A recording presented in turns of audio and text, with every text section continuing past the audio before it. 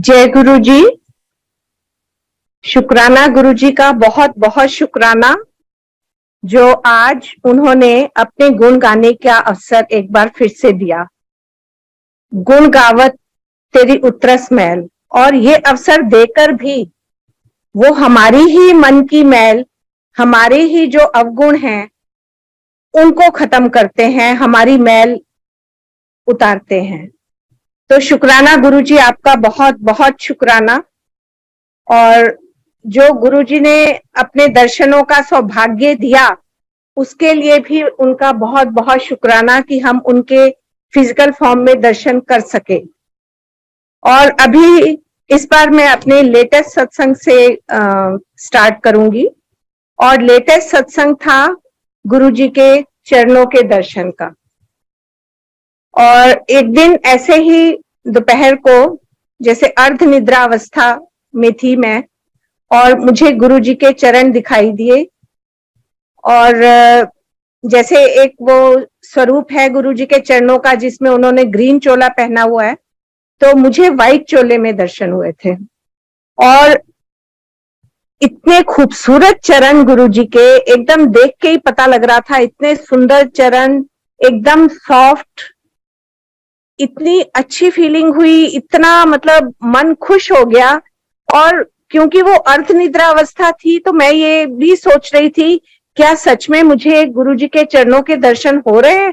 और मैं ये सोचती सोचती उठ के बैठ गई। और फिर मुझे एकदम लगा ये मैंने क्या किया, मुझे तो गुरुजी के चरणों के दर्शन हो रहे थे और मैं उठ के बैठ गई। और अब तो अगर मैंने फिर से आंखें बंद की तो शायद गुरुजी के चरणों के दर्शन नहीं होंगे, पर फिर भी मैं आंखें बंद करके फिर से लेट गई। और संगत जी, आप मानेंगे नहीं, मुझे फिर से वही चरणों के दर्शन हुए। बहुत खूबसूरत चरण है गुरुजी के। क्योंकि वैसे जब हम गुरुजी को मत्था टेकते थे तो गुरुजी ने सॉक्स पहनी होती थी, तो इस तरह से गुरुजी के चरणों के दर्शन करने का सौभाग्य वैसे कभी नहीं मिला था। काफी संगत को मिला भी है ये सौभाग्य, लेकिन हम उनमें से नहीं थे। मन में एक भाव तो रहता ही था कि काश हमें भी गुरुजी के चरणों के दर्शन हो जाते। तो वो गुरुजी ने वो मनोकामना भी पूरी कर दी। और इसी तरह से मन के एक कोने में ये भी रहता था कि गुरुजी के चरण दबाते हैं सब, उनकी टांगे दबाते हैं, लेकिन हमें वो अवसर नहीं मिला। क्योंकि गुरुजी ने उस समय भी लाइव चोले में होते हुए भी इस तरह की सेवा डायरेक्ट कभी नहीं दी, लेकिन सपने में वो जो भी मन में आता था पूरा करते रहे। तो इसी तरह से मन के किसी कोने में था कि उनके काश हमें भी चरण दबाने का, पैर दबाने का, टांगे दबाने का अवसर मिलता। तो वो भी गुरुजी ने अवसर दिया। सपने में मुझे दिखाई दिया कि गुरुजी चारपाई पे लेटे हैं और मेरा बेटा उनके चरण दबा रहा है। तो मैं दूर खड़ी होके देख रही हूँ कि वो उनकी टांगे दबा रहा है, चरण दबा रहा है। और देख के मेरा भी मन किया कि मैं भी दूसरी टांग मैं जाके दबा दूं। तो देखा, तो गुरुजी की तरफ देखा तो उनकी आंखें बंद थी। तो मुझे लगा कि वो तो आंखें बंद करके लेटे हैं, तो दूसरी टांग मैं दबा देती हूँ। और मैं वहां गई और मैंने दूसरी टांग दबानी शुरू की। और जैसे ही मैंने थोड़ा सा ही दबाया था कि एकदम से गुरुजी कहते हैं, ए होले होले कौन दबा रहे हैं। और संगत जी, मैं इतना डर गई, इतनी घबरा गई कि मैं एकदम से उठी और एकदम भागती हुई, नीचे कोई सीढ़ियां जा रही थी, मैं वो सीढ़ियां उतर के नीचे चली गई। तो इस तरह से गुरुजी ने चरण दबाने का सौभाग्य भी दिया। और अभी परसों हमारे घर में सत्संग में कुछ संगत आई हुई थी और उनमें एक जलंधर की पुरानी संगत थी। तो उसने भी जब ये सेम, तो मुझे ये याद आ गया अपना वो सपना जो गुरुजी तब भी उन्होंने काफी समय पहले ये दिखाया था। और वो सुनाने लगी कि मेरी मम्मी डैडी दबाते थे उनके चरण, और एक दिन मैंने भी उनके चरण दबाए तो गुरुजी ने कहा तू बड़े पोले पोले दबानी है। फिर एक और आंटी बैठी थी, वो भी जलंधर में गुरुजी के पास जाती थी। उन्होंने भी कहा कि मुझे भी उन्होंने ऐसे ही कहा था, तो मुझे बिल्कुल ये वाला अपना याद आ गया कि मुझे भी सपने में दर्शन देके गुरुजी ने ये बात कही थी। और शुक्राना उनका बहुत बहुत कि उन्होंने इस लायक समझा। और इसी तरह से बहुत इच्छाएं होती थी कि किसी तरह गुरुजी की सेवा करें, लेकिन कर नहीं पाते थे। तो एक और छोटा सा सत्संग सुनाती हूँ कि उसमें ये था कि तब तक मैंने बड़ा मंदिर का बेसमेंट नहीं देखा था, और कि बेसमेंट में भी मंदिर में बेसमेंट भी है। और गुरुजी ने मुझे जो ड्रीम में दर्शन दिए उसमें वो बेसमेंट में आसन पे बैठे थे, और उन्होंने मुझे आवाज लगाई, किरण जा भोग दी थाली ले आ। तो मैं इतनी खुश हो गई, मैं जल्दी से गई किचन में, भोग की थाली लेके आई। मैंने उनको भोग की थाली में देके और उनको भोग लगाया।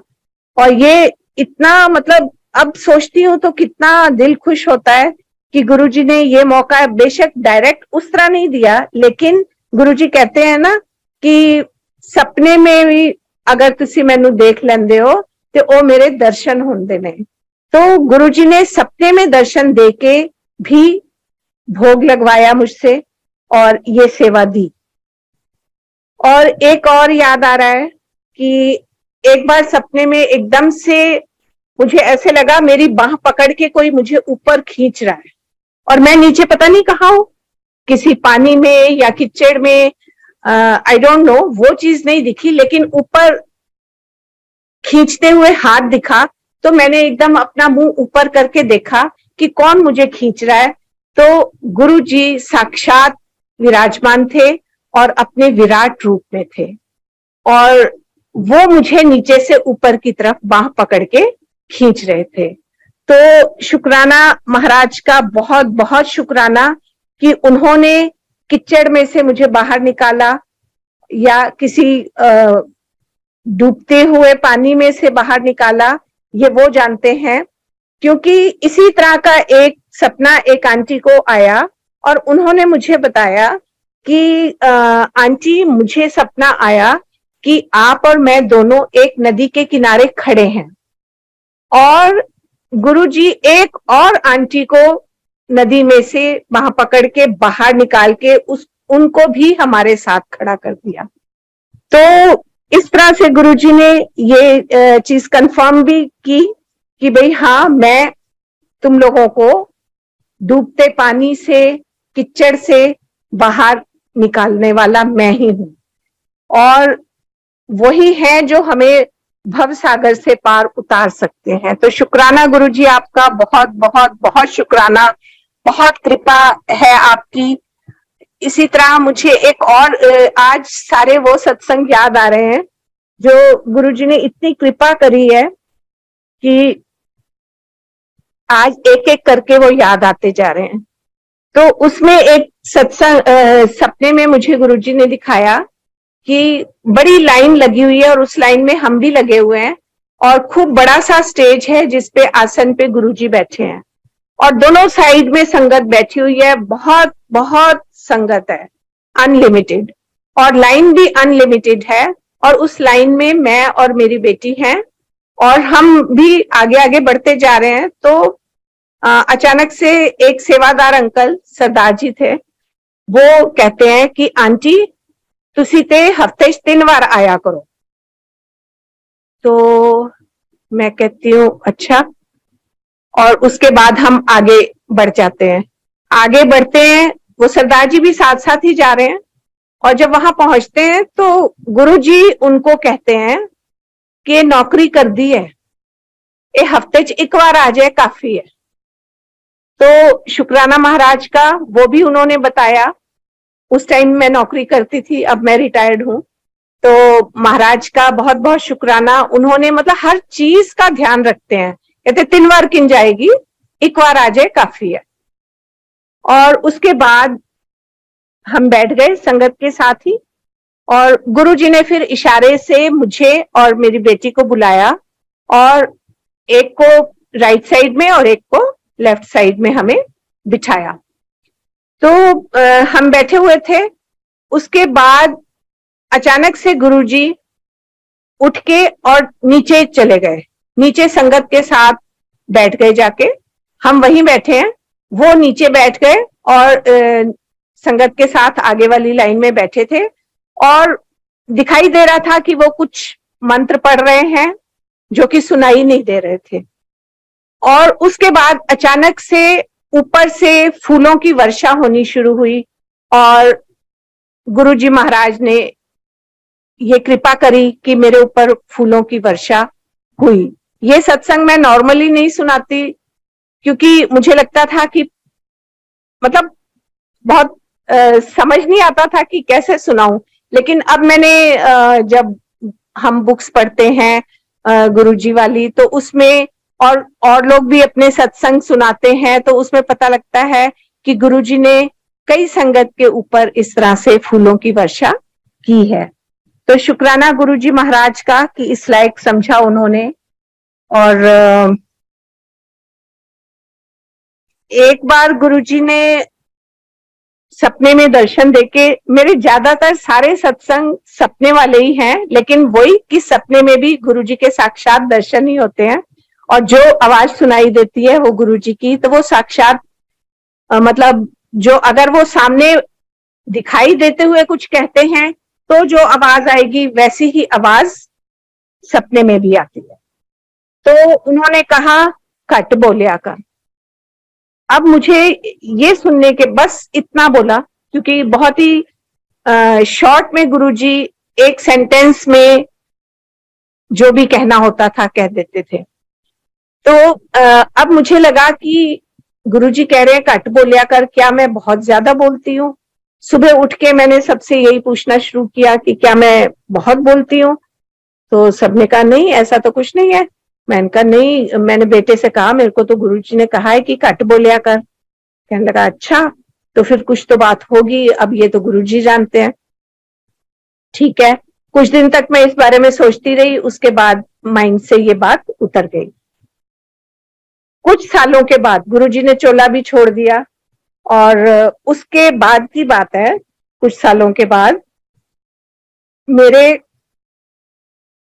जॉ साइड में काफी पेन होना शुरू हुआ।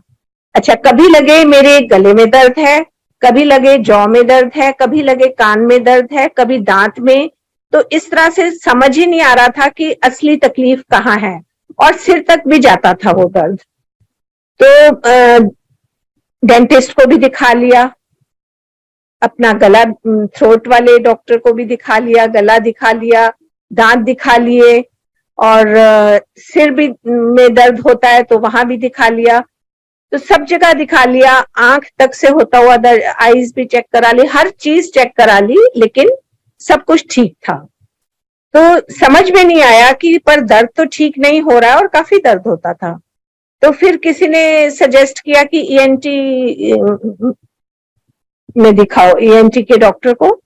तो उनको दिखाया तो उन्होंने कहा कि अपना मुंह खोलो और बंद करो। तो मैंने वो किया, तो उसमें टक टक की आवाज आ रही थी काफी। तो ही सेड कि आपको जॉ का आर्थराइटिस है और काफी ज्यादा कंडीशन खराब है, और आप कम से कम बोला करें, कोशिश कीजिए कि कम से कम बोले, कम से कम मुंह खोलिए अपना। तो मैंने कहा मेरा तो प्रोफेशन ऐसा है, टीचिंग जॉब, भाई घर में तो मैं नहीं बोलती ज्यादा, लेकिन स्कूल में तो बोलना पड़ता है। तो ही सेड कि या अपना प्रोफेशन देख लो और या अपनी कंडीशन देख लो, फिर ये ना हो कभी कि आपका मुंह खुला का खुला रह जाए और फिर आप हमारे सामने आओ, फिर हम आपका कुछ नहीं कर सकेंगे। तो तब जाके ये बात समझ में आई कि इतने साल पहले गुरुजी ने ये बात कह दी थी कि कट बोलिया कर, और ये बोल के जो मुझे आज समझ में आता है, उन्होंने ब्लेस कर दिया था। आज हम घंटा घंटा गुरुजी के गुणगान करते हैं, उनका सत्संग करते हैं, और कट बोलिया कर कह के उन्होंने ये दात दे दी कि मैं उनका गुणगान जितना मर्जी चाहूं कर सकती हूँ। तो शुक्राना गुरुजी, शुक्राना, बहुत बहुत शुक्राना आपका। और इसी तरह से मेरे को एक्चुअली फिजिकल काफी प्रॉब्लम्स रहती थी, कमर दर्द, माइग्रेन वगैरह वगैरह। तो मेरे बेटे ने ये कहना शुरू किया कि मम्मी अब तो मेरी, उसका भी जॉब का भी सत्संग है, बट जब उसका सब ठीक हो गया था तो उसने कहना शुरू किया कि मम्मी आप अब जॉब छोड़ दो, अब तो मैं अच्छे से वो हो गया हूँ सेटल, तो अब आप जॉब छोड़ दो और आप रेस्ट करो, आप पहले बड़ी तकलीफों में रह के भी जॉब करिए। तो पहले तो मैं उसे मना करती रही, लेकिन फिर बाद में जब वो रोज रोज ये बात कहने लगा तो मुझे लगा कि अच्छा ठीक है, मैं अपने कंसर्न, क्योंकि गवर्नमेंट जॉब थी, कंसर्न ऑफिस में जाके पता करती हूँ। तो वहां जाके जब मैंने पता किया और मैंने कहा कि मैं रिजाइन करना चाहती हूँ, तो दे आस्क्ड कि कितने साल हो गए मैडम आपको? तो मैंने कहा 29 ईयर्स। तो ही सेड कि 1 साल और कर लो, 30 ईयर्स कंप्लीट हो जाएंगे तो आपको पेंशन बेनिफिट्स पूरे मिलेंगे आफ्टर 30 ईयर्स। तो मैंने कहा ठीक है, और 1 साल और बीत गया। अब उसके बाद भी फिर बेटे ने कहना शुरू किया कि अब तो आपके 30 ईयर्स भी हो गए, अब आप जॉब छोड़ दो। तो मैंने कहा चलो ठीक है, अब ये इतना कह रहा है तो मैं अपना एप्लीकेशन सोचा कि सुबह लिख के और अपने कंसर्न ऑफिस में देके आऊंगी। और जब ये सोचा कि सुबह ये काम करूंगी, तो उसी दिन रात को गुरुजी सपने में आए और आके कहते हैं जानदी रह, कर दी रह नौकरी।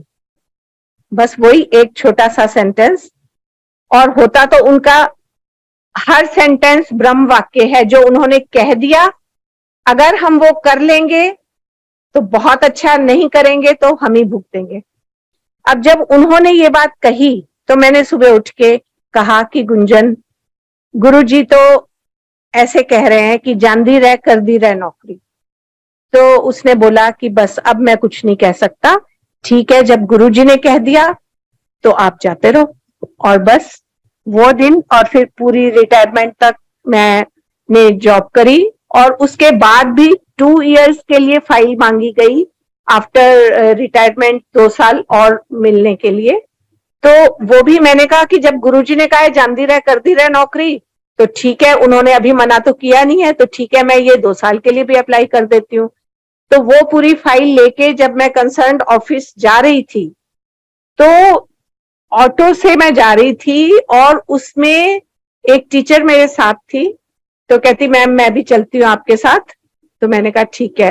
तो हम दोनों जा रहे थे और रास्ते में पूरा रास्ता इतनी फ्रेग्रेंस गुरुजी की आ रही थी, इतनी फ्रेग्रेंस आ रही थी, और बस वो कंफर्म था कि गुरुजी साथ जा रहे हैं फाइल लेके, तो ये तो होना ही है। और फिर मुझे सेम स्कूल में 2 साल के लिए और एक्सटेंशन मिल गई। और सेम स्कूल स्कूल मिलना भी कोई आसान नहीं होता, वो भी कृपा गुरुजी की ही थी। तो जिस दिन रिटायर हुई उससे नेक्स्ट डे मैंने फिर से वहां ज्वाइन कर लिया। तो शुक्राना गुरुजी महाराज का। और उस टाइम ये नहीं समझ में आई थी कि गुरुजी ने ऐसा क्यों कहा है। ये बात भी सालों बाद समझ में आई जब बेटे की किंगफिशर में जॉब लग गई थी, और कुछ साल के बाद जब किंगफिशर शटडाउन हो गया और बेटा जॉबलेस था फॉर 2 इयर्स, तो उस टाइम पे ये बात याद आई कि गुरुजी ने जो कहा था जानदी रह, कर दी रह नौकरी, उनको पता था कि आगे जाके इसकी ये जॉबलेस हो जाएगा 2 साल के लिए। तो उसे तो नहीं पता, लेकिन उन्हें तो सब कुछ पता है। तो ये कृपा कि भाई इसको भी वो कह रहा है कि आप रहने दो, मत करो, अब तो मैं बहुत अच्छे से सेटल हो गया हूं। तो कैसे कृपा करते हैं गुरुजी कि सबका इतना ख्याल रखते हैं ना, मतलब जितना हमारे पेरेंट्स रखते हैं, वो तो पेरेंट्स के भी पेरेंट्स हैं, वो तो जिसे कहते हैं ना जगत पूरे जगत के, पूरे यूनिवर्स के माता पिता, भाई बहन, बंधु सखा सब कुछ हैं। तो ऐसे गुरु हमें मिले, उसी का बहुत बहुत बहुत शुक्राना है गुरु जी महाराज का कि उन्होंने हम सबको चुना, अपनी शरण में लिया। इससे बड़ा सत्संग भी और क्या हो सकता है कि उन्होंने अपनी संगत चुनी। हम सब जो उनके शरण में हैं, हम सब उनके बहुत बहुत शुक्र करते हैं, शुक्राना करते हैं। शुक्राना गुरु जी। और इसी तरह से बेटे की शादी के टाइम भी गुरु जी हर फंक्शन में गुरु जी साथ थे। हर फंक्शन के समय गुरु जी की फ्रेग्रेंस आती थी, और बारात में भी इवन गुरु जी साथ गए। बारात में हम जा रहे हैं तो साथ साथ फ्रेग्रेंस गुरु जी की जा रही है। तो इतना मतलब कृपा करते हैं। जैसे परसों घर के सत्संग में हमारे वो बता रहे थे, एक आंटी के सत्संग शादी के टाइम वो आंटी बोल रही थी कि मेरी शादी के टाइम गुरुजी और बारात दोनों साथ साथ आए। तो मेरी मम्मी कहती हैं कि मैं तो गुरुजी को रिसीव करूंगी, दूल्हे को कोई और रिसीव कर ले। तो कहती मेरी मासी ने दूल्हे को रिसीव किया और मम्मी ने गुरुजी को रिसीव किया। तो इस तरह से वो बता रहे थे। तो मुझे मतलब वही उस दिन से मुझे कई अपने सत्संग जो हम भूल चुके होते हैं याद आ जाते हैं कि कैसे इसकी शादी में भी गुरुजी बिल्कुल बारात में साथ गए थे। तो शुक्राना गुरुजी महाराज का बहुत बहुत।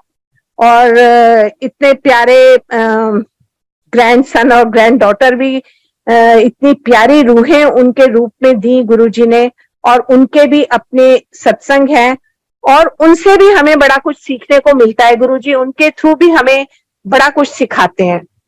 एक बार ऐसे ही बातों बातों में होता है ना कि बेटा आप किसको सबसे ज्यादा प्यार करते हो, ग्रैंडसन से जब ये पूछा गया तो ही सेड सबसे ज्यादा प्यार गुरुजी को, फिर धरती माँ को, फिर नेचर को, और फिर आपको। ये बात उसने मुझे कही, और आपको और बाकी सब घर वालों को। तो मतलब कितने प्यार से उसने ये बात समझाई कि सबसे ज्यादा गुरुजी को, फिर धरती को, धरती माँ को, फिर नेचर को, फिर आपको और बाकी सब घर वालों को प्यार करता हूं। तो ये सोच छोटे से बच्चे को कौन दे सकता है? गुरुजी महाराज। तो वही मैं कह रही हूँ ना, इतनी प्यारी रूहें भेजी हैं गुरुजी ने कि उनका हम जितना भी शुक्राना करें उतना ही कम है। इसी तरह से ग्रैंड डॉटर के जन्म का भी एक सत्संग है कि उसके जन्म से पहले ही एक आंटी हमारे यहाँ सत्संग पे आई। उन दिनों मंथली सत्संग होता था।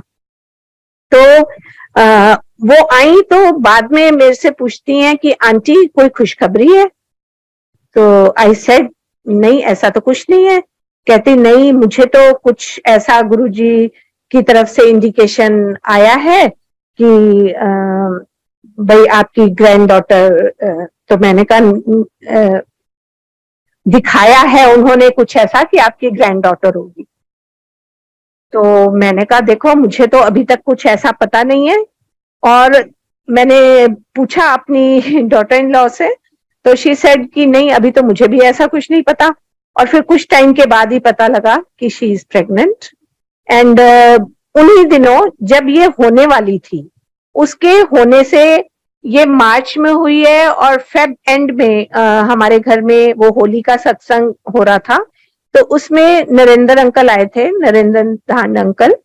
तो उन्होंने अपनी बेटी वाला सत्संग सुनाया था और उसमें उन्होंने ये भी बताया था कि गुरुजी कहते थे बेटे तो सब मांगते हैं और मैं देता हूं, पर बेटियां मैं भागा वालियां नू देना जो उन्हां दी कदर करन। तो इस तरह से मतलब वो सुना के गए और इतना मतलब उन्होंने अपनी बेटी का पूरा सत्संग सुनाया, सुन के बहुत अच्छा लगा। फिर उसके बाद ये प्रेगनेंसी में प्रॉब्लम्स भी आई, उसका भी सपना आया कि, और फिर गुरुजी ने सत्संग की डेट भी दिखा दी कि इस तारीख को, और उसी दिन डॉक्टर की डेट भी थी। तो किस तरह से मतलब उन्होंने सत्संग भी उसी दिन रखा, डॉक्टर की डेट भी उस दिन रखी, और फिर डॉक्टर ने उस दिन देख के कहा कि अब सब ठीक है, घबराने की कोई बात नहीं है। फिर उसके बाद हमारी जब हम लोग इसको लेके हॉस्पिटल जा रहे थे, तो जैसे ही ये लोग कार में बैठ चुके थे सारे, मैं जैसे ही जाके बैठी तो मुझे एकदम कार में, पूरी कार में गुरुजी की फ्रेग्रेंस खूब भर भर के आ रही थी। मैंने कहा अरे गुरुजी भी साथ जा रहे हैं, और वही हुआ, वहां तक गुरुजी साथ गए। उसके बाद ऑपरेशन अंदर हो रहा है, लेकिन बाहर लॉबी में सभी को तो ब्लेस करते हैं ना गुरुजी, जितने भी पेशेंट्स होंगे उस दिन हॉस्पिटल में, तो सभी को गुरुजी ने ब्लेस किया, क्योंकि वहां भी गुरुजी की बहुत फ्रेग्रेंस आ रही थी। और उसके बाद जिस दिन हम घर लेके आए, उस दिन भी कार में गुरुजी की फ्रेग्रेंस। तो इस तरह से गुरुजी बहुत कृपा करते हैं। और इसके पैदा होने से पहले भी गुरुजी ने मुझे सपने में दिखाया कि गुरुजी हमारे घर में जो गुरुजी का आसन है उस पे बैठे हैं, और उनके चरणों से मैं यूं करके स्मॉल बेबी उठा के और बेटे को दे रही हूं, और उसको कह रही हूं ये ले गुंजन, तेरे बेटी हुई है। और उसके बाद वही हुआ कि हमें, देखिए, कुछ नहीं पता था। पहले उन आंटी को दिखाया, फिर एक अंकल के थ्रू सत्संग सुनाया, फिर मुझे सपने में दिखाया। तो इस तरह से इतनी प्यारी रूह भेजी उन्होंने कि दिल खुश हो जाता है कि भाई गुरुजी आप कितनी कितनी कितनी कृपा करते हो। और वही बच्ची थोड़ी सी बड़ी हुई, तो एक दिन सत्संग शुरू होने से बस 5 मिनट पहले ही एकदम से मुझे मेड ने आके कहा, अरे सारे में अमायरा ने पानी फैला दिया है और फिनाइल भी डाल दिया है। तो मैं एकदम से घबरा के बाहर गई कि अब तो गुरुजी के आने का टाइम हो रहा है, ये क्या हुआ। तो एकदम मुझे देखते ही कहती, दीदा गुरुजी आने वाले हैं ना। तो मैंने बाहर से सारी गेट के बाहर सफाई कर दी है। ओ माय गॉड, उसको कुछ कहने की बजाय मैंने उसे एकदम से गले लगाया और मैंने कहा तूने बहुत अच्छा किया, और फिर जल्दी से वाइपर लेके वहां से क्लियर किया पानी और वो, और टाइम पे सत्संग शुरू हुआ। तो इस तरह से बच्चों के थ्रू भी हमें बहुत बहुत सीख देते हैं गुरुजी। और ग्रैंडसन का भी सत्संग है, एक शिव जी के दर्शन उसको कराए गुरुजी ने। ऊपर छत पे भी हमारे जहाँ प्लांट्स वगैरह रखे हुए हैं, तो वहां पर उसको ये दिखाया कि सपने में कि 4 चेयर्स पड़ी हैं, और उस पे एक पे मैं, एक पे मेरा बेटा और एक पे मेरा ग्रैंडसन बैठे हुए हैं, और जो 4th चेयर थी वो खाली थी। तो उसने बताया कि उसने देखा कि एकदम से ऊपर से नंदी जी के ऊपर बैठ के शिव जी आए हैं, और वो आके और उस चेयर पे बैठ गए। और उसके बाद एकदम से बेटे के मुंह से निकला कि आप तो सदा शिव हो ना। तो ये कहता है नहीं, ये तो महाशिव है। तो वो मुस्कुराए और मुस्कुरा के अंदर रूम में चले गए जहां पे गुरुजी का आसन था। और अंदर जाके, ये उन दिनों का सत्संग है जब कोविड पीरियड में हमारे यहाँ रोज सत्संग शुरू हो गया था। तो आसन होता था रूम में हमेशा उस पे। तो वो अंदर गए शिव जी, उन्होंने जाके गुरुजी को मत्था टेका और साइड में बैठ गए। फिर उसके बाद उन्होंने चाय प्रसाद लिया, लंगर प्रसाद खाया, और फिर उसके बाद मत्था टेक के वो बाहर आ गए। और बाहर आके फिर उन्होंने ऊपर इशारा करके नंदी जी को बुलाया और उस पे बैठ के वो चले गए। तो ये ग्रैंडसन ने मेरे सुनाया कि मुझे ये दिखाई दिया रात को। फिर उसके कुछ दिन के बाद कहता है कि दीदा मैं ना गुरुजी से एक क्वेश्चन रोज करता हूँ। मैंने कहा क्या? कहता है वो सब कहते हैं ना कि सभी देवी देवता जो हैं वो गुरुजी को प्रणाम करते हैं, सब उन्हीं में से निकले हैं, पर मैंने तो किसी को नहीं देखा गुरुजी को प्रणाम करते हुए। तो मैं ये गुरुजी से रोज पूछता था। तो मैंने कहा गुरुजी ने तो तेरे को आंसर दे दिया, तूने देखा ना शिव जी को और कैसे वो नंदी जी के ऊपर बैठ के आए पूरा। इसने, मैंने कहा जो वो उन्होंने तुझे दिखाया वो यही तो था। तो फिर ये कहता है हाँ मेरा आंसर मिल गया। इसी तरह से उनके थ्रू हमें वो कई मैसेजेस भी देते हैं। एक दिन ऐसे ही शबद बानी में वो हरबंस सिंह जी का व्याख्या वाला शब्द चल रहा था और उसमें वो सुखमनी साहब के बारे में बता रहे थे कि सुखमनी साहब का पाठ हमें करना चाहिए। तो इसने एकदम से वो खत्म होने के बाद जब सत्संग खत्म हो गया तो मेरे को कहता है, दीदा आप क्यों नहीं करती रोज सुखमनी साहब का पाठ, आप भी किया करो। मैंने कहा अच्छा बेटा ठीक है, मैं कोशिश करती हूँ कि मैं भी किया करूं। और बात आई गई हो गई। और उसी दिन या उससे नेक्स्ट डे रात को मेरे पास एक आंटी का फोन आया कि आंटी मेरे को एक ड्रीम आया था और ड्रीम में मैं आपके घर आई हूँ और जैसे ही मैं अंदर एंटर करने लगी तो मैंने देखा गुंजन अंकल पोछा लगा रहे हैं और वो मेरे को कहते हैं आंटी 2 मिनट रुकिए प्लीज, मैं पोछा लगा लूं क्योंकि मम्मी ने सुखमनी साहब का पाठ करना है, सो हमने उनको सुखमनी साहब का पाठ करने के लिए बोला है। तो कह रही आंटी मुझे ये सपना आया तो मुझे लगा मुझे आपको बताना चाहिए। तो फिर मैंने उनको बताया कि सच में सोहम ने मुझे कहा है कि दीदा आप सुखमनी साहब का पाठ किया करो।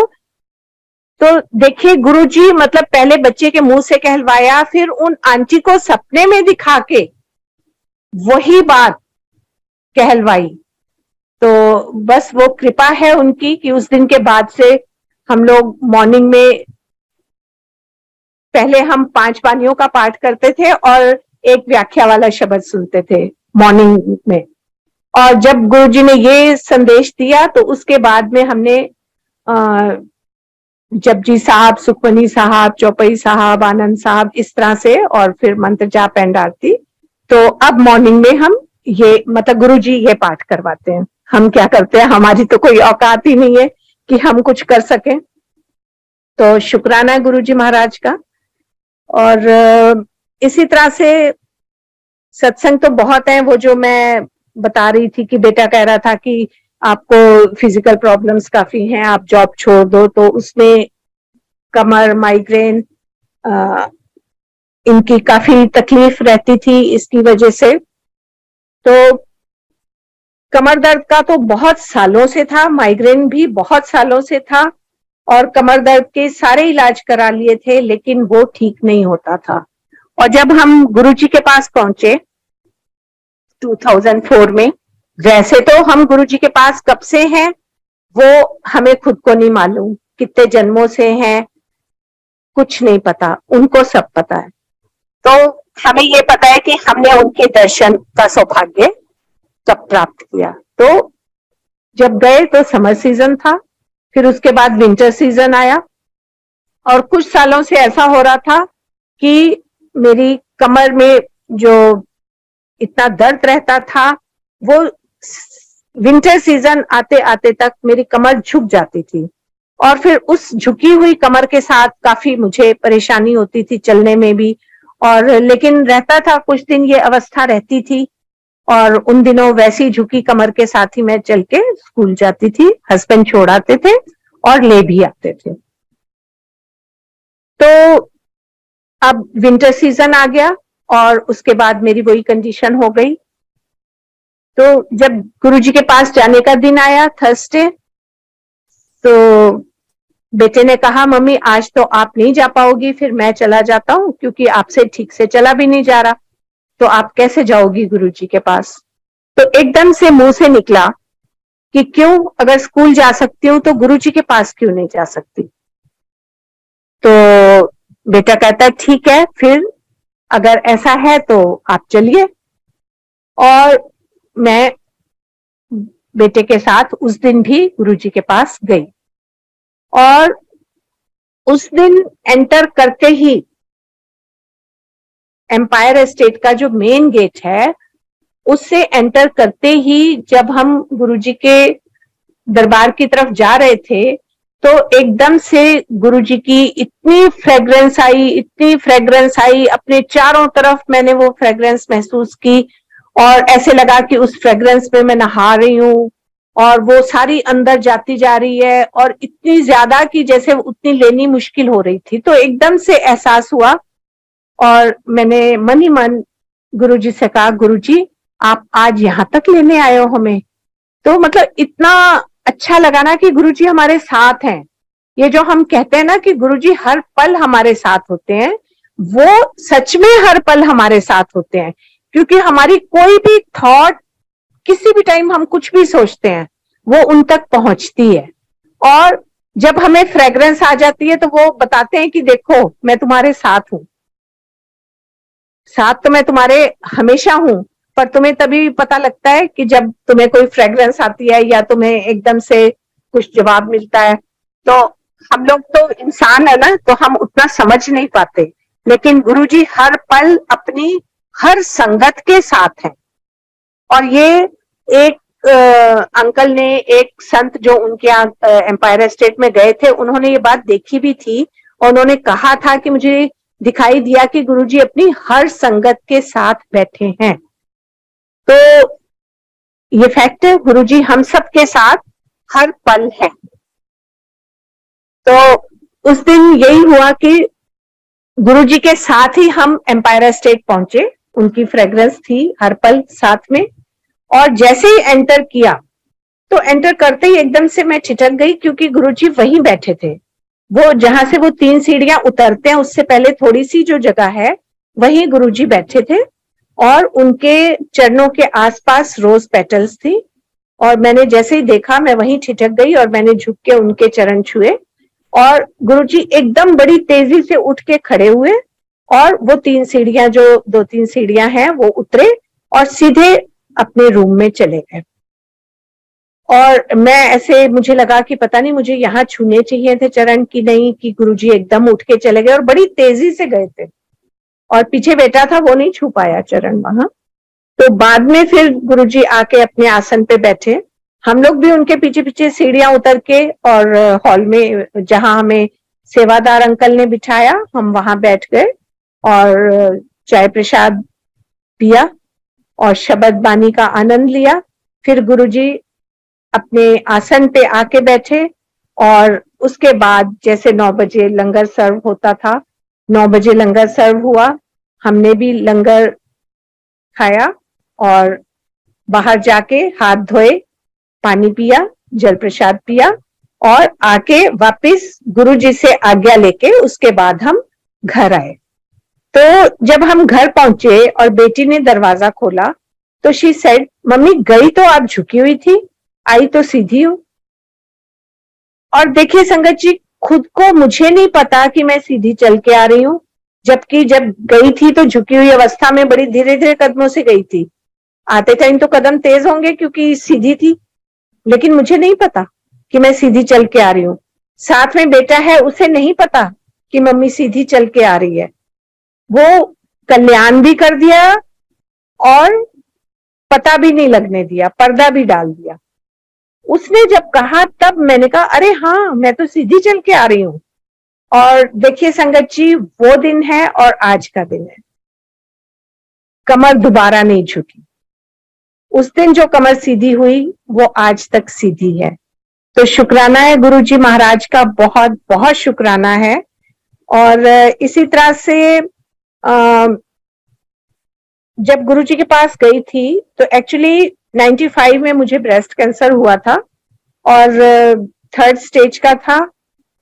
ये तो कृपा उस टाइम भी इन्हीं की रही, हालांकि उस टाइम तक हम उनके पास तक नहीं पहुंच पाए थे, लेकिन अब समझ में आते उस टाइम की सारी जो इंसिडेंट्स याद आते हैं। तो पहले मैं वो बताती हूँ, जो 2004 में मेरे को डॉक्टर्स ने फिर से कहा था कि आपके राइट साइड में भी लगता है कि शुरुआत हो गई है और आप आफ्टर 6 मंथ्स फिर से आइए, फिर हम देखते हैं, उसके बाद हम कुछ डिसाइड करेंगे।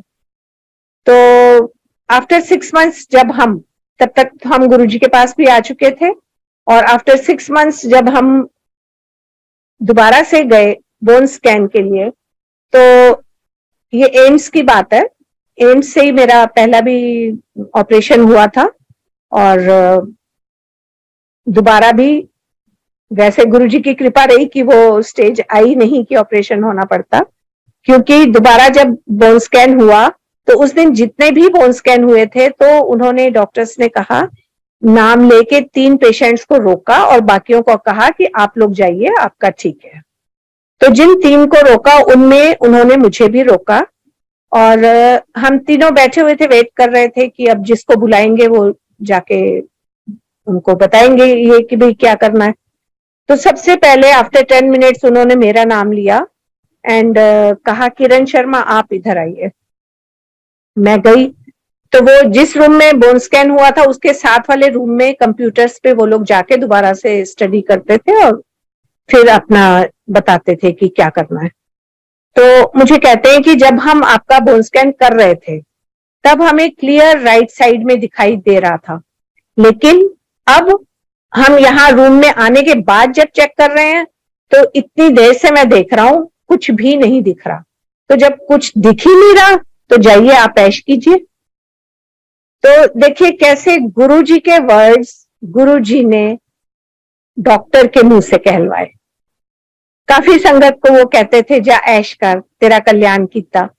तो हमें उस तरह से डायरेक्ट आमने सामने में उन्होंने नहीं कहा, लेकिन उन्होंने कल्याण भी किया और जा ऐश कर भी कहा, डॉक्टर के मुंह से कहलवाया। और वो खुद ही होंगे डॉक्टर के रूप में भी उस समय। तो शुक्राना गुरुजी महाराज का। और वही 2004 और ये अब 2023 चल रहा है एंड कृपा है गुरुजी की, तब से अब तक मैं बिल्कुल ठीक हूं। और जो मैं कह रही थी कि 95 में भी जब ऑपरेशन हुआ था, 3rd स्टेज थी, और उसमें भी अब एहसास होता है कि गुरुजी हर पल साथ थे, क्योंकि उससे पहले और उसके बाद कभी भी हमारे घर में ऐसा नहीं हुआ कि कहीं से कोई आया हो संत रूप में या फकीर रूप में।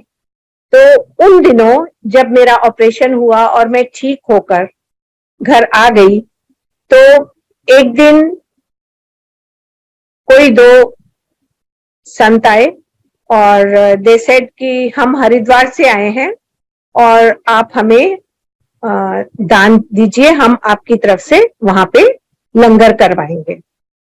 तो हमने जो उस टाइम मेरी सिस्टर इन लॉ थी मेरे पास और शी सेड कि आप भाभी आप दे दो, जो भी ये कहते हैं आप इनको दे दो। तो उनको दिया, उन्होंने रुद्राक्ष दिए 2 और कहा कि इन्हें अपने मंदिर में रख लेना और सब ठीक है, सब ठीक रहेगा। वो आशीर्वाद देके चले गए।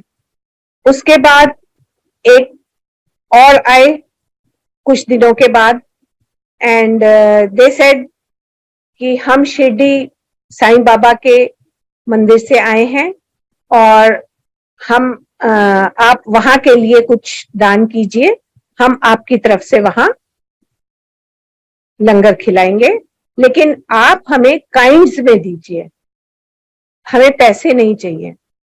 तो फिर हमें जो समझ में आई वो हमने उनको आटा, दाल, घी, चीनी, चावल, जो भी मतलब उस टाइम समझ में आया उस तरह से हमने उनको दिया एंड वो भी चले गए आशीर्वाद देके। फिर उसके बाद कुछ दिन के बाद फिर एक चर्च के प्रीस्ट आए और वाइट उन्होंने पूरा वो पहना हुआ था जो पहना होता है उन्होंने चर्च में, तो और गले में उनके बड़ी सी माला में क्रॉस था। तो उन्होंने हमने जैसे आए घर में तो ही सेड कि मैं यहाँ मिसेस शर्मा है ना, उनको कैंसर हुआ है ना, तो मैं उनके लिए प्रे करने आया। तो मेरी सिस्टर इन लॉ ने मुझे अंदर से बुलाया कि भाभी ऐसे ऐसे कोई आए हैं तो आप आ जाओ। तो मैं ड्राइंग रूम में आई, उन्होंने मुझे कहा कि आप यहाँ बैठ जाओ सोफे पे और मैं आपके लिए प्रे करने आया हूं। फिर उन्होंने जो भी प्रे की, मतलब जो भी प्रार्थना करी, वो करने के बाद उन्होंने कहा कि बस मैं आपके लिए प्रे करने आया था। उनको बड़ा कहा कि आप बैठिए, चाय पी के जाइए, बट ही सेड कि नहीं, मैं बस प्रे करने आया था और अब मैं जाऊंगा, एंड ही वेंट। और तो ये सब क्या था, उसके बाद तो कभी हमारे घर में कोई नहीं आया इस तरह से, ना उसके बाद ना उससे पहले कभी कोई आया था। तो अब समझ में आता है कि गुरुजी ने अपने दूत भेजे थे। तो तब पहली बार भी जो हुआ उसमें भी उनकी ही कृपा रही, जो थर्ड स्टेज में भी मैं ठीक हो गई। क्योंकि उसके बाद मैंने काफी देखा, फर्स्ट स्टेज वाले भी काफी लोगों को मैंने देखा कि वो ठीक नहीं हुए। तो कृपा इनकी हमेशा हम सबके ऊपर रहती है। बस हमें एक ये ध्यान रखना है कि हम उनके कहे हर बात को माने, जो वो कहते हैं हमें उनकी कही हर बात को जरूर जरूर मानना चाहिए। और हम लोग वही है कि फिर भी इफ्स एंड बट्स में पड़ जाते हैं और ज्यादा ध्यान नहीं देते। लेकिन हमें ये सब नहीं करना है। और कोई भी सुख आए दुख आए, उसमें हमें सुख में ज्यादा सुखी नहीं होना और दुख में ज्यादा दुखी नहीं होना। वो है ना एक शब्द में, जे सुख देता तुझे आराधे, जे दुख तुझे ते आए। तो अगर हमें बहुत सुख मिल रहा है तो भी हमें उनकी आराधना करनी चाहिए, और अगर हम किसी दुख में हैं तो भी हमें उन्हीं का ध्यान करना चाहिए, उन्हीं की आराधना करनी चाहिए। और हमें स्थिर भाव में रहना चाहिए। वो है ना, गुरु जी को ये पसंद भी बहुत था, थिर कर बैसो हर जन प्यारे, सतगुरु तुमरे काज संवारे।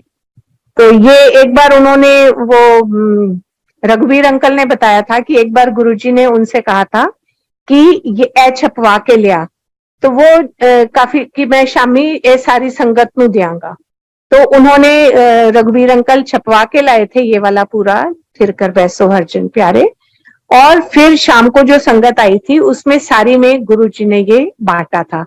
तो ये तो हम सब के लिए, जिसे कहते हैं ना, गुरबानी का गहना है, जो कि हमें ये बात ध्यान रखनी है कि हमें उस अवस्था तक पहुंचना है। गुरुजी चाहते हैं कि हम उस अवस्था तक पहुंचे कि हम स्थिर होकर, स्थिर भाव से, जिसमें ना सुख में हम ज्यादा सुखी हो ना दुख में ज्यादा दुखी हो, समभाव आ जाए हम में। तो तभी हम गुरुजी के लायक बन सकते हैं। और वो भी भाव हमें तभी आएगा जब गुरुजी की कृपा हम पे रहेगी, क्योंकि उनकी कृपा के बिना तो हम कुछ कर ही नहीं सकते, कुछ भी नहीं कर सकते। तो इसी तरह मैंने वो जैसे बताया अपनी कमर के दर्द का और माइग्रेन का जो बता रही थी, तो माइग्रेन भी मुझे बहुत सालों से था और बहुत तकलीफ में रहती थी मैं। और जब एक बार शुरू होता था तो 3-4 दिन तक बहुत सीवियर पेन रहता था। एक बार तो स्कूल में इतना ज्यादा हो गया था कि वहां से मुझे टीचर्स घर तक छोड़ने आए थे, इतनी बुरी हालत हो गई थी। बल्कि सीधे वो मुझे उन दिनों स्पाइनल इंजरी सेंटर बिल्कुल जस्ट स्टार्ट हुआ था, वसंत कुंज में रहते थे हम लोग। तो वो कहती हैं कि हम नहीं, पहले आपको वहीं लेके चलते हैं। वहां उन्होंने इंजेक्शन लगाया, उसके बाद वो टीचर्स मुझे घर पे छोड़ के गई। और मतलब काफी ऐसे कंडीशन मेरी हो जाती थी। तो ये इतनी कंडीशन खराब होने पर भी वो दर्द कब ठीक हो गया, जो कि मैं इतनी दवाइयों के बाद भी ठीक नहीं होता था, और वो कब ठीक हो गया मुझे बिल्कुल नहीं पता लगा। क्योंकि जब होता है तब तो हम सबको एहसास होता है कि हम बहुत तकलीफ में हैं, लेकिन जब वो तकलीफ ठीक हो जाए हम भूल जाते हैं कि कभी वो तकलीफ थी भी। याद ही नहीं रहता कि ये तकलीफ भी थी हमें। वो भी मुझे एक बार मेरी बेटी ने ही कहा कि मम्मी, पहले तो आपके बड़ी जल्दी जल्दी सिर में दर्द होता था और कितने कितने दिन तक आपको बहुत तकलीफ रहती थी, अब तो आपने कभी कहा ही नहीं कि मेरे सिर में दर्द है। उसने कहा तो मुझे ध्यान आया कि हाँ, अब मेरे सिर में दर्द नहीं होता। और संगत जी, कृपा है गुरु जी की, बहुत बहुत कृपा है कि वो सिर दर्द दोबारा फिर लौट के कभी नहीं आया। तो ऐसे गुरुजी ने, वो कहते ना, बिन बोलिया सब किछ जानदा।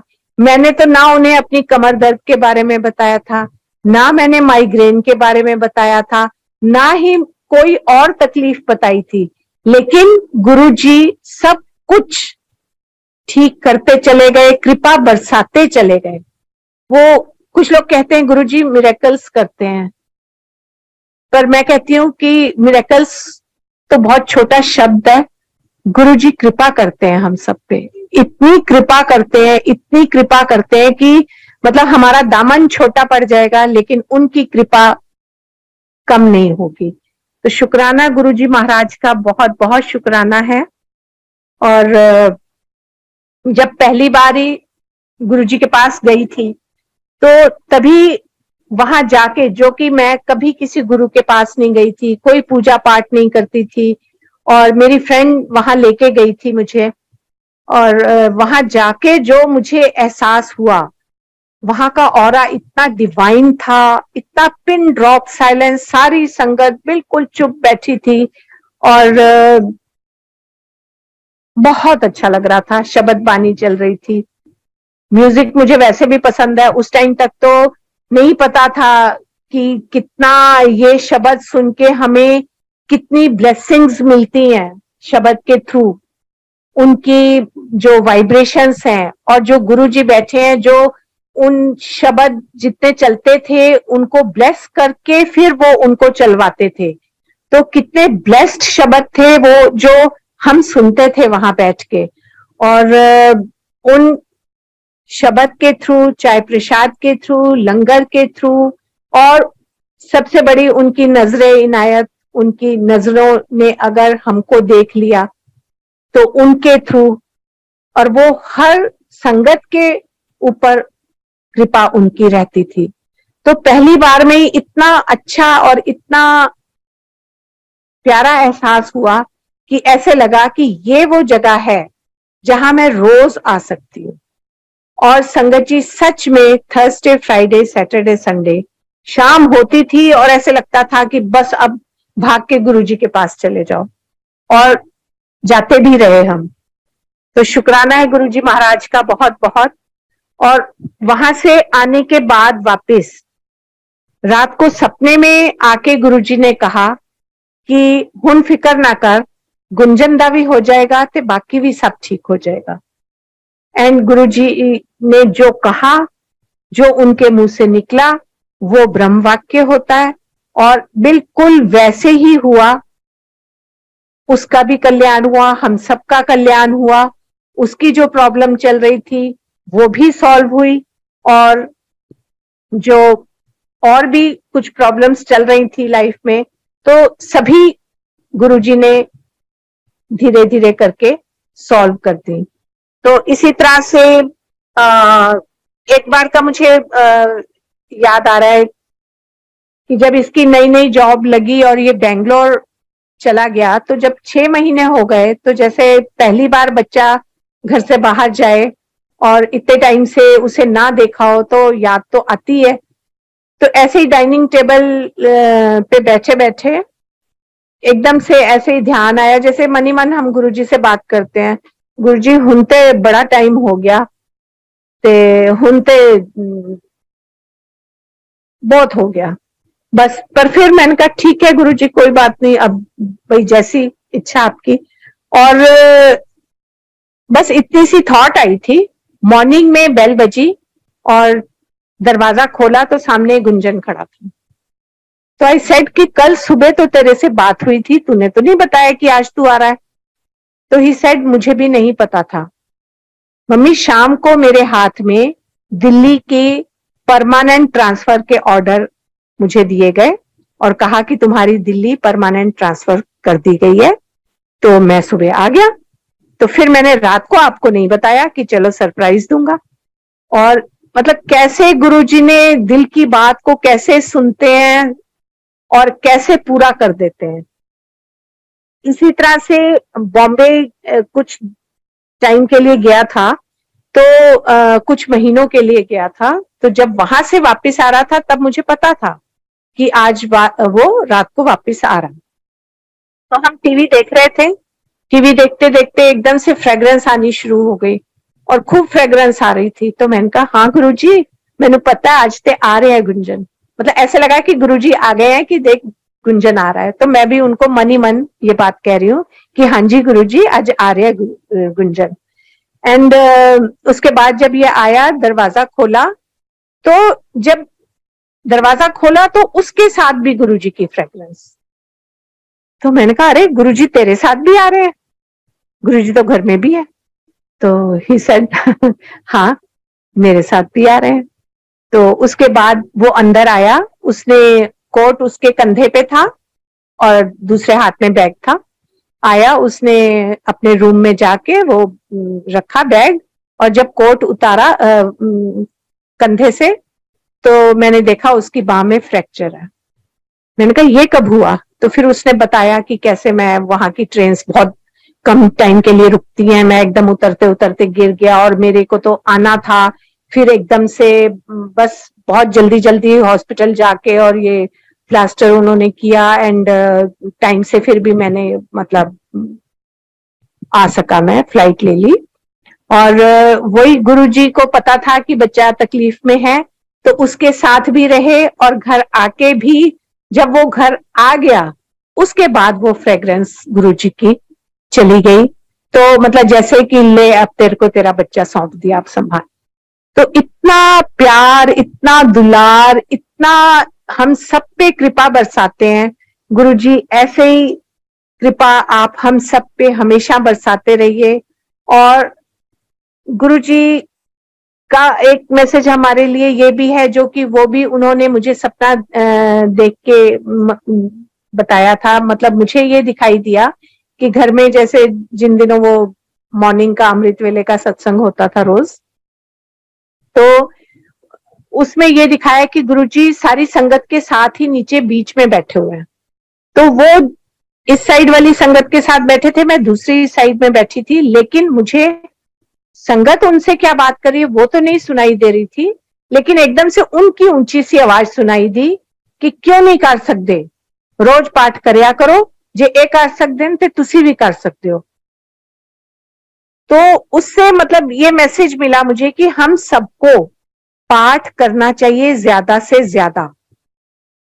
ये गुरुजी का मैसेज है, क्योंकि ये जो हमारा समय चल रहा है, कलयुग अंत पे है, और उसमें ये सब अब कभी बाढ़ आ रही है, कभी भूकंप आ रहा है और बहुत नुकसान हो रहे हैं। आजकल कितनी बाढ़ आ रही है, कितने पहाड़ सरक रहे हैं, और ये है जो इन सब चीजों से बचा सकता है तो पाठ बचा सकता है, जो कि गुरुजी बार बार मैसेज देते हैं कि पाठ कर दे रहा करो, शिव पुराण पढ़िया करो। और बस हम गुरुजी के बताए रास्ते पे चलते रहें, और गुरुजी आप हमें इस लायक बना दीजिए कि हम आपके लायक बन जाएं। बस यही हमारी आपसे प्रार्थना है। और हमें हमारी गाइडिंग लाइट वही है, वो तो खुद लाइट है, और हमारी गाइडिंग लाइट भी वही है, हमारे परम पिता परमेश्वर भी वही है। और उन्होंने जो हमें अपनी चरण शरण में ले रखा है, उसका बहुत बहुत शुक्राना गुरुजी। और इन्हीं शब्दों के साथ मैं अपने शब्दों को विराम देती हूँ। जय गुरुजी।